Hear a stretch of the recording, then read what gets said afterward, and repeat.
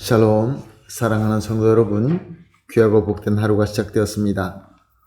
오늘도 우리 하나님께서 우리를 예외로 불러주시고 또 은혜로 충만하게 채워주실 줄로 믿습니다. 다 같이 믿음을 가지고 기도하면서 오늘 새벽 예배 시작하도록 하겠습니다. 다 같이 기도하겠습니다. 사랑과 은혜가 풍성하신 존귀하신 하나님 아버지 감사합니다. 지난밤도 주님께서 인도하여 주시어서 편하게 쉬고 회복되었습니다. 그리고 첫 시간 주님 앞에 믿음으로 엎드렸습니다. 주님, 오늘 이 예배를 통하여 예수님을 만나게 하시고 예수님의 음성을 듣고 예수님의 사랑과 능력의 손을 체험할 수 있게 하여 주시옵소서. 그리하 해서 은혜 받고 능력 받아서 오늘 허락하신 이 하루도 승리의 하루가 될 수 있게 하여 주시옵소서. 주님, 또한 연약하고 또 몸이 아프고 여러 가지 어려움으로 힘들어하시는 성도님들이 있습니다. 주님께서 힘주시고 위로하여 주시고 또 치유하여 주시어서 단 한 성도님도 낙오되지 말게 하여 주시고 다 주님 안에서 주님께서 주신 목적을 향하여 함께 사랑의 우리의 이 행군을 해나갈 수 있도록 인도하여 주시옵소서. 오늘 예배를 주님 손에 올려드리며 예수님의 이름으로 기도합니다. 아멘. 할렐루야. 다 같이 찬송하시겠습니다. 찬송가 524장입니다. 갈 길을 밝히 보이시니 주 앞에 빨리 나아갑시다. 찬송하시겠습니다.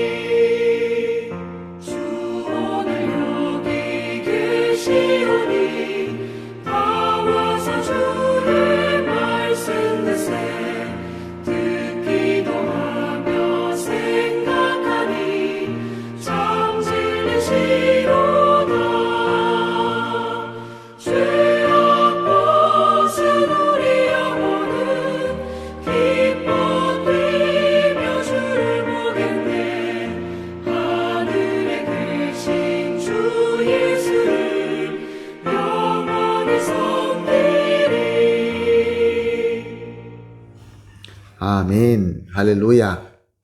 감사합니다.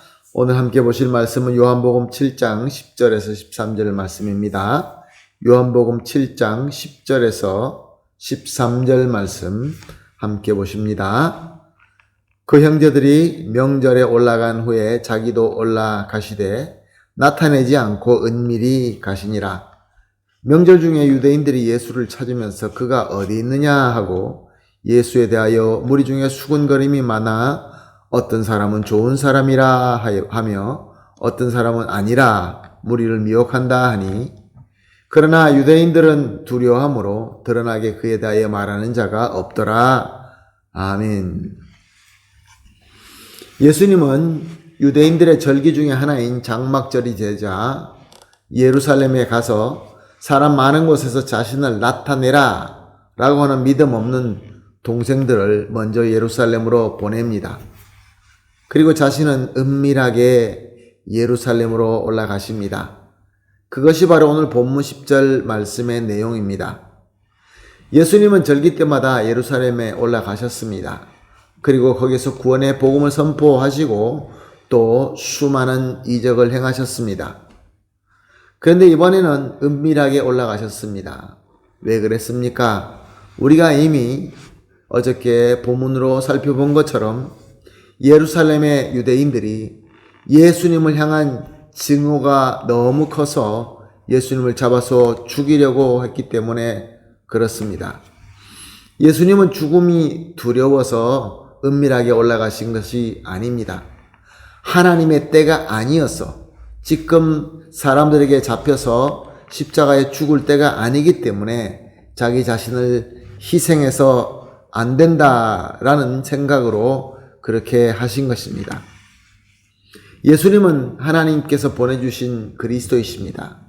그래서 하나님의 뜻대로 하시는 것입니다.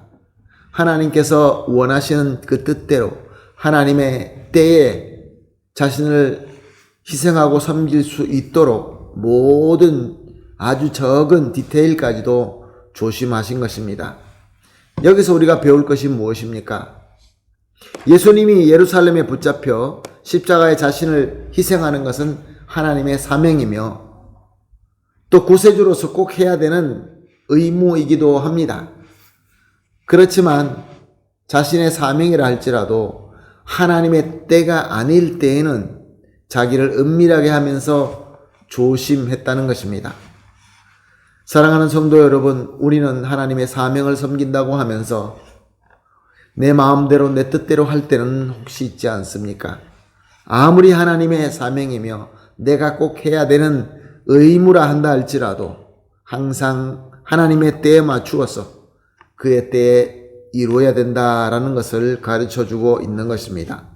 11절 말씀입니다. 명절 중에 유대인들이 예수를 찾으면서 그가 어디 있느냐 하고, 절기 때마다 예루살렘에 오는 유대인들이 있었습니다. 그들은 절기 때마다 예루살렘에 오신 예수님의 말씀도 듣고 예수님의 이적을 보았던 것입니다.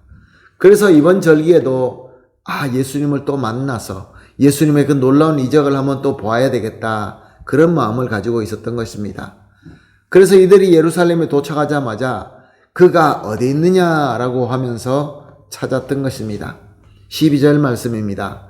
예수에 대하여 무리 중에 수군거림이 많아 어떤 사람은 좋은 사람이라 하며 어떤 사람은 아니라 무리를 미혹한다 하나.